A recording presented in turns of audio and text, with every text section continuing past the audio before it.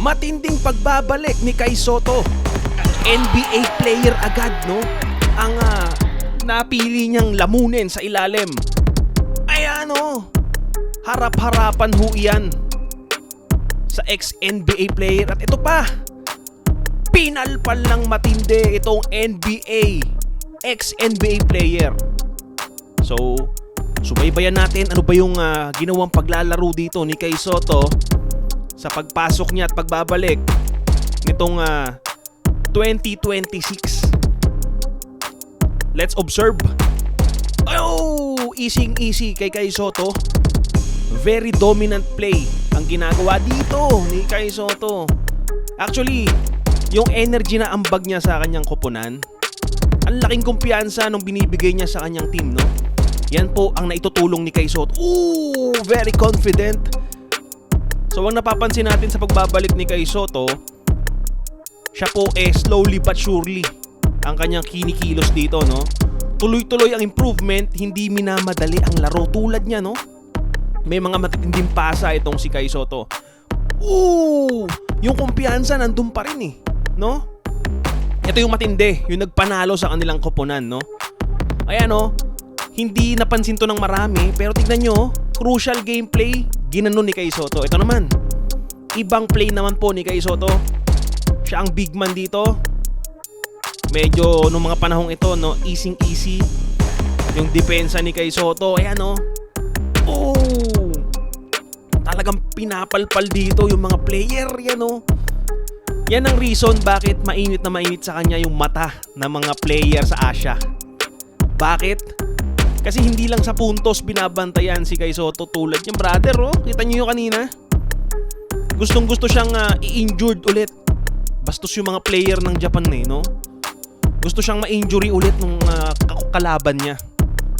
Ang tanong lang, brother, sang-ayon ka ba sa nakikita mong laro ni Kai Sotto? Na slowly but surely, kumbaga yung pinasok niya tong 2026, hindi siya masyadong halimaw agad, no? Paunti-unti yung kanyang adjustment hanggang sa makuha niya yung momentum. Kung nabitin ka, panoorin mo tong documentary.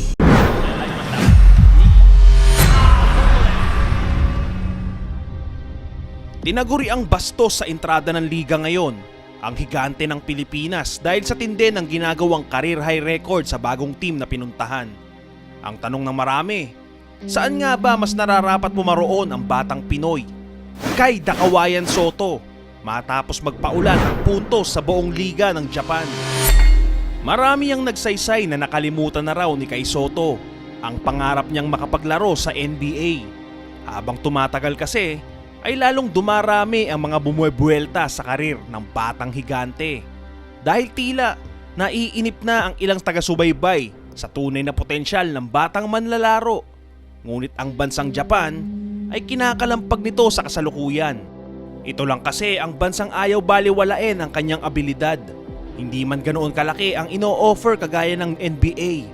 Ngunit ang sunod-sunod na kagustuhan ng pamunuan ng liga na manatili ito sa kanilang bansa ay nagbigay lakas loob sa higanteng Pinoy upang dooy ipakita ang tunay na kakayanan at ilang mga nakatago pang abilidad nito sa basketball.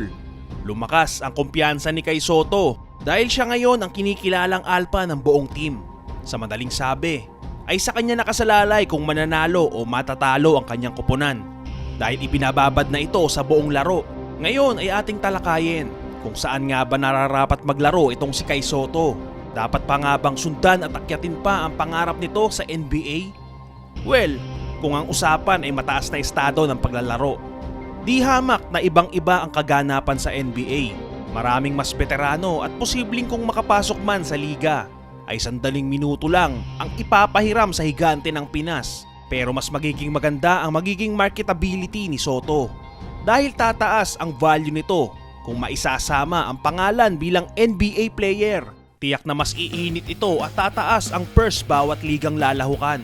Subalit napakahirap nitong puntahan dahil napakaraming mas matatangkad pa sa kanya. At sa pagkakataong ito ay hindi pa nakikitaan ng ilang scout ng NBA si Sotto para magamit sa dami ng pinagpipilian at karibal sa industriyang nais pasukin. Kung ang EuroLeague naman ang patutunguhan ng higante, malaki ang adjustment ni Sotto. sapagkat ang ilang mga big man sa EuroLeague ay napakahusay maglaro sa labas.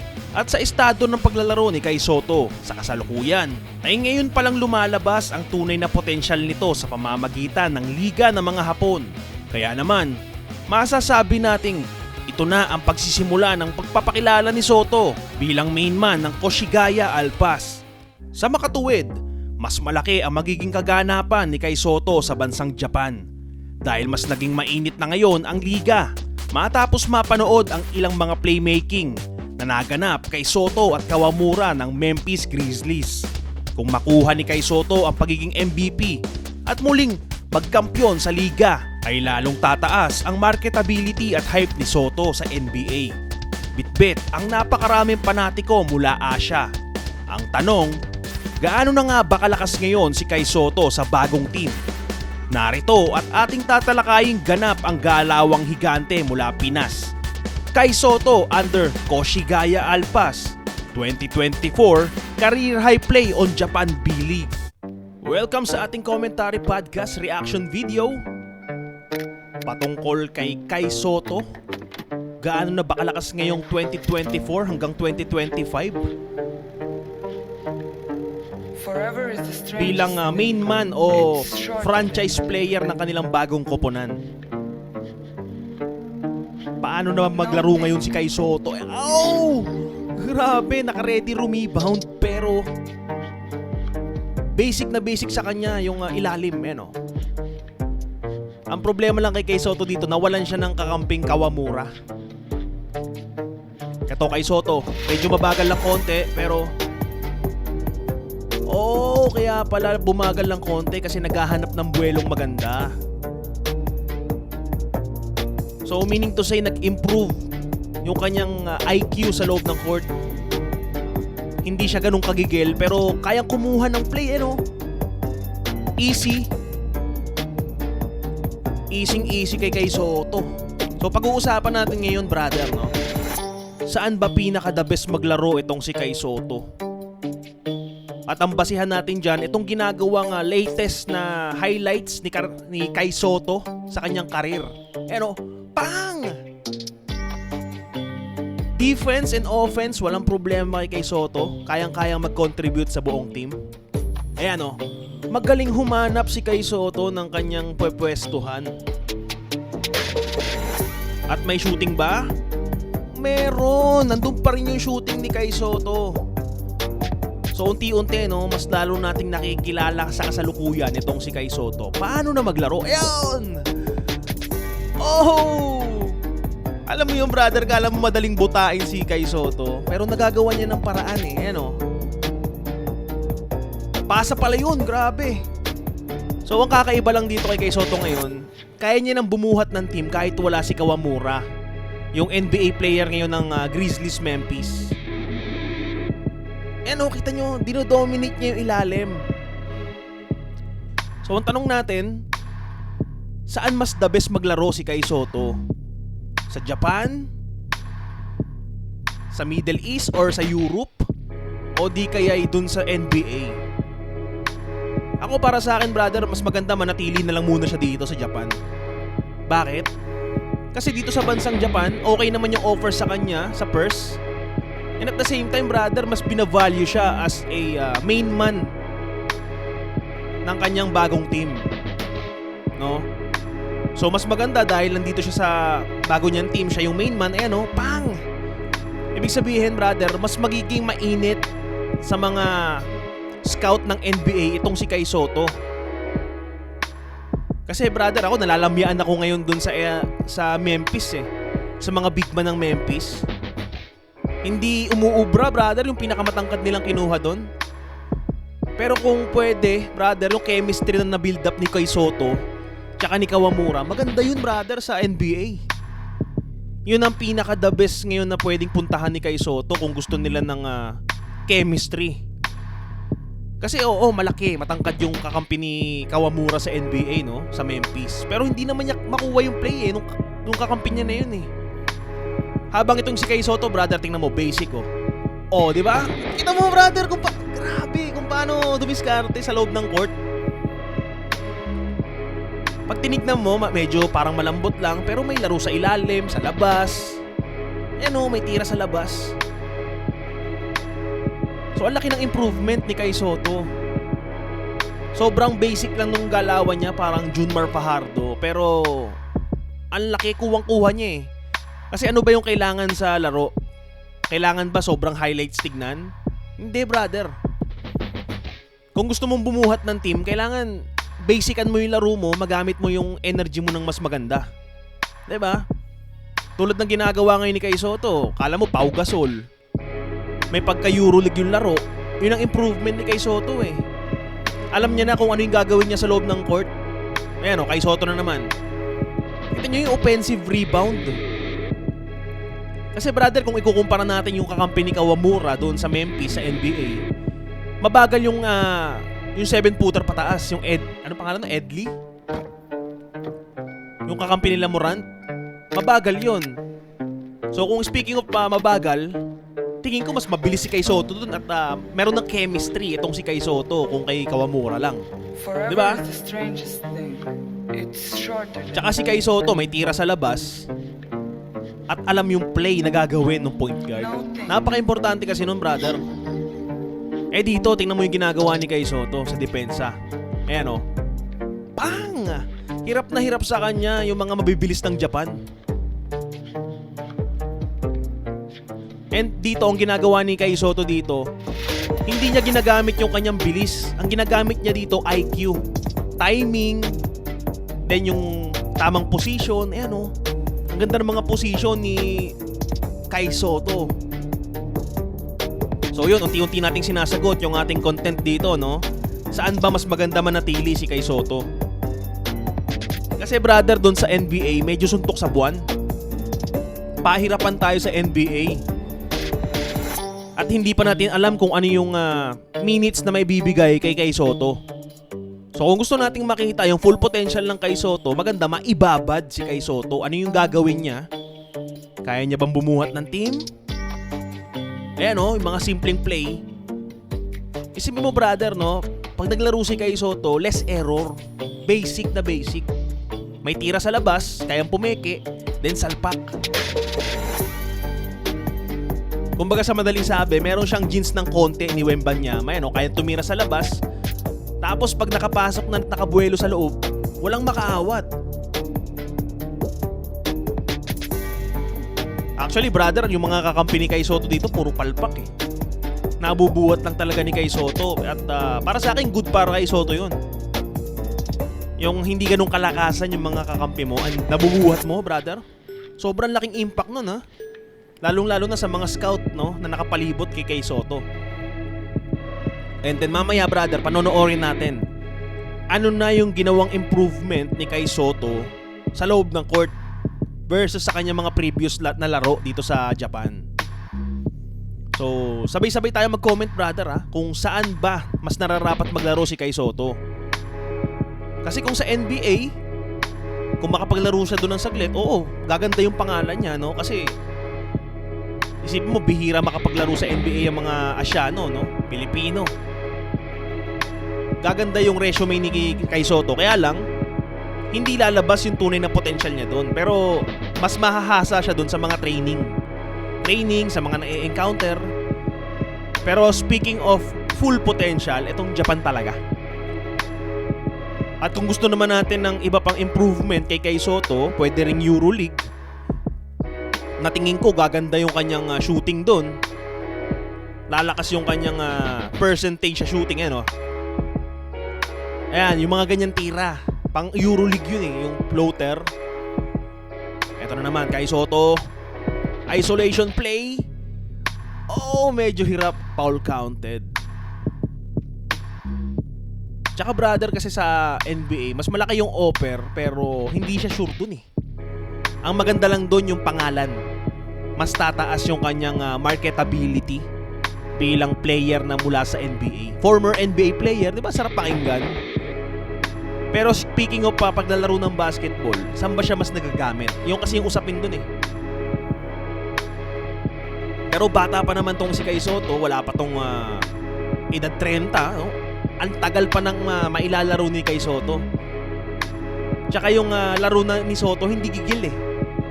Kumpara mo kay Wembanyama, yung laro ni Wembanyama, medyo gigil. Prone sa injury.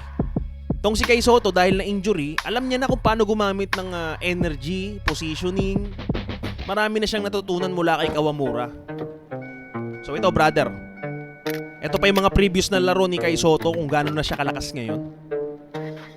Ito yung latest, brother, ngayon 2024 sa bago niyang team. Yan, oh.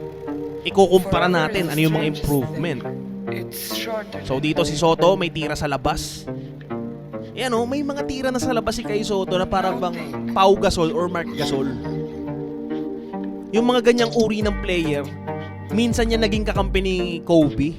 Yung Pau Gasol, mga ganun. Kailangan yun, brother, sa loob ng court. Yung mga basic lang. Bakit? Kasi mas natitipid ni Kai Soto yung kanyang energy. Ibig sabihin, may pagkakataon pa siyang dumipensa. Diba? So dito kasi, brother, kaya naman ganyan maglaro si Kai Soto, medyo maingat na at basic yung ginagawa. Gawa ng binababad na siya sa loob ng court. Siya na yung tinatawag nating the franchise player ng Alpha, no? Dito sa kanyang bagong team. So dito easy yung galaw ni Kai Soto. Fake move. Brother, ako Kawamura pa rin, brother. Yung mga play nila nakakamiss. Dito kasi medyo maraming tinatapunan ng bola, matagal yung ikot ng bola. Ang bagal ng takbo ng bola nila eh, no? Talagang mahihirapan si Kai, tsaka yun nga, brother, yung point guard talaga. Iba talaga eh. Pag Kawamura tsaka Kai Soto, ako namimiss ko yun, brother. Sana mapanood ko ulit yung ganung tandem, no? Tumataas kasi yung moral ni Kai Soto, tumataas yung kumpiyansa, lalong lumalakas yung kanyang abilidad, no? Mas lalong gumaganda yung abilidad ni Kai Soto na ilalabas pa ibang potensyal. Ito, opensa ulit, Kai Soto. Wala nang sumasabay kay Kai Soto. So meaning to say, dominate niya ang Japan kung Japan ang pag-uusapan. Pero kung sakali ako, brother, bago ko siya mapanood sa NBA, gusto ko muna siyang makitang MVP dito sa Japan. Sang-ayon ba kayo sa akin, brother? Kung sakali, bago niya iwanan yung Japan, kailangan magmarka muna yung pangalan niya rito sa Japan. Kailangan makuha niya yung titulo bilang MVP sa bilig ng Japan. Tapos kung nakuha niya na yung ganyong title dito sa Japan, kung hindi siya makuha ulit sa NBA, brother, pwede siyang pumunta sa EuroLeague, no? Na kinaroroonan ngayon ni Terdy Ravenna. Kai Soto, yan na naman, sobrang basic lang ng laro ni Kai Soto. Kaya ako medyo napansin yung basic na galaw ni Soto na yun. Kasi dito binababad na siya, and then meron siyang a lot of energy na mailalabas pagdating sa depensa. So yan na. Bang! Grabe yun, brother. Winasak halos ni Kai Soto yung court dun Yung ring, brother, I mean. Ito na naman, Kai Soto. Medyo matagal yung baba, no? Pero ang taas ng bigay ng point guard.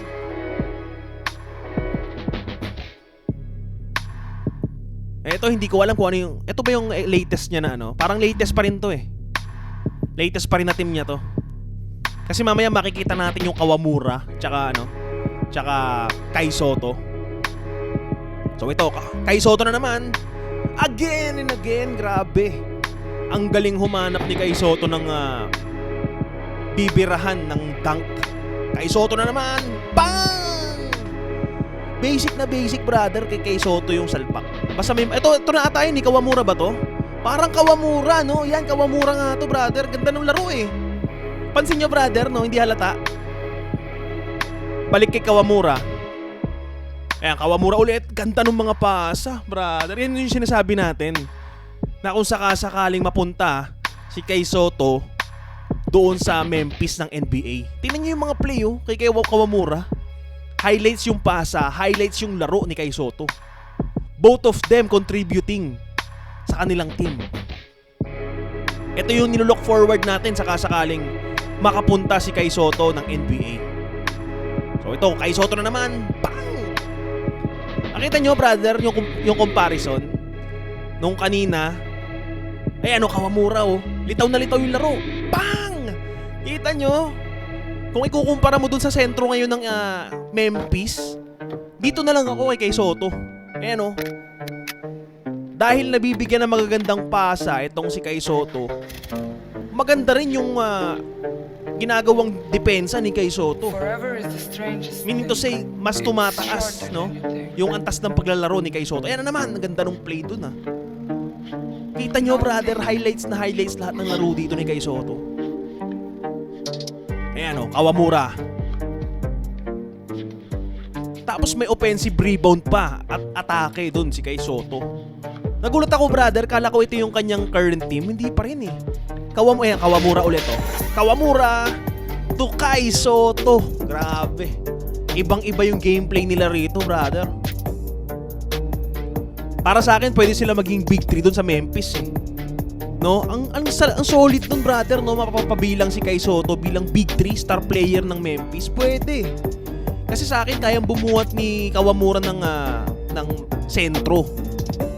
Ang problema lang yung communication tsaka kung patok ba yung tambalan nila. Ito kasi, brother, patok to Tambalang Soto tsaka Kawamura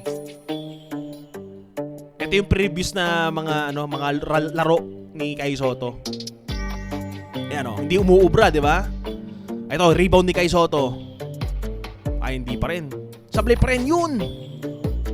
Ayan, si Kai Soto ang tumatapos ng mga sablay ng kanyang kampe. Ako, brother, Kawamura tsaka Soto pa rin ako. I'm a big fan of Kawamura and Kai Soto. Kung gusto ng Grizzlies Memphis na magandang chemistry sa loob ng court, kunin nila. Palitan nila yung nila, brother, o dagdagan na lang ng sentro. Hindi kasi patok yung sentro ng Memphis tsaka Kawamura, hindi patok. Ito, Kawamura tsaka Soto. Alam ni Kawamura. Bang! Kita nyo? Alam na, automatic na yun kay Kawamura tsaka kay Soto. Kung ano yung magandang pwesto, ano yung magandang positioning, chemistry, 100%.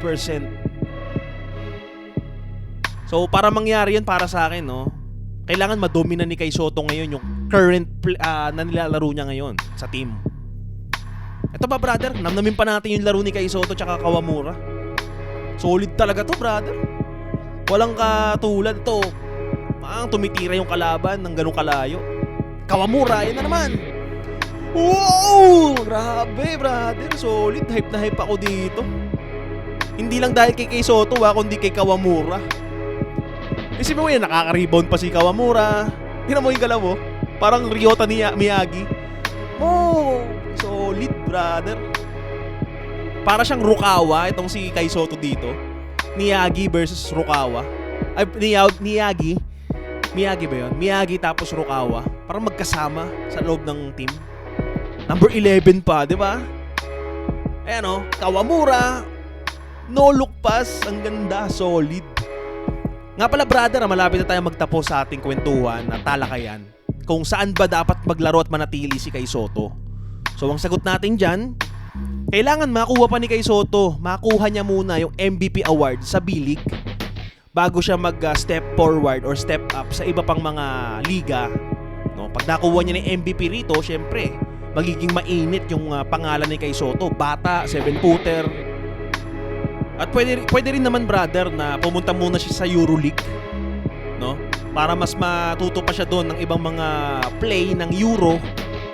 Kasi, brother, common na ngayon, brother, kailangan kalimitan sa mga big man ngayon, kailangan may tira sa labas. Ayan tulad niyan, mga ganyan. Okay na si Kai Soto sa ganun Pero kung mahahasa pa ni Kai Soto yung mga ganun tira, yung may tira sa labas, Jokic, mga ganun, yun na yung patok ngayon sa mga matatangkad. Di na uubra ngayon yung matangkad ka lang, tapos malakas ka lang sa ilalim. So, nasa jeans ni Kai Soto yung ganung laro. Ayan floater, mga ganung tira. So, muli maraming salamat, brother, sa pagparito mo sa channel na to. At sana mag-subscribe ka, mag-comment ka dyan, magpinutin mo yung like button, brother, At mabuhay ka, brother. Palagi ka mag-ingat hanggang sa muli ng ating talakayan. Ito ang Radio General.